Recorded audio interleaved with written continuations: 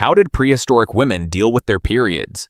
Imagine you're living in prehistoric times. No bathroom, no painkillers, and definitely no convenience store selling pads at midnight. Then your period arrives. Your body sends its monthly notification, but it forgets to include the instruction manual. So how did women deal with it?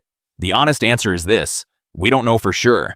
Materials like leaves, grass, and animal hides decomposed long ago, and prehistoric people didn't keep diaries. Not exactly helpful for archaeologists. The most likely solution was simple: use whatever was soft and absorbent. That could mean plant fibers, dried grass, moss, soft animal hides, or woven cloth once people learned to make it. These materials could be tucked into a loincloth or tied around the waist. Basically, they were homemade menstrual pads. When the material became soaked, it could be replaced, washed, or simply thrown away. Without a pad, blood may have soaked directly into clothing. The clothing could then be washed. Water was probably the most important tool.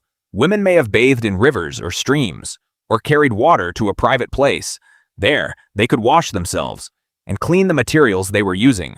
Research on Hadza women in Tanzania found that they use water.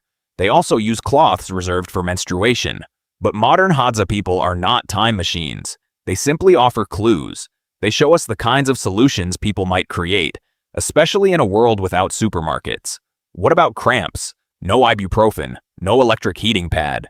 They may have rested, stayed warm, used medicinal plants, or taken a break from heavy work. Some communities also had menstrual taboos. Others had separate spaces for menstruating women, but those customs were not universal. Prehistoric women may also have had fewer periods than women today. They usually reached puberty later. Then they spent long periods pregnant or breastfeeding. Both can temporarily stop menstruation, so periods were still unpleasant. They just happened less often. In the end, prehistoric women had no magical secret.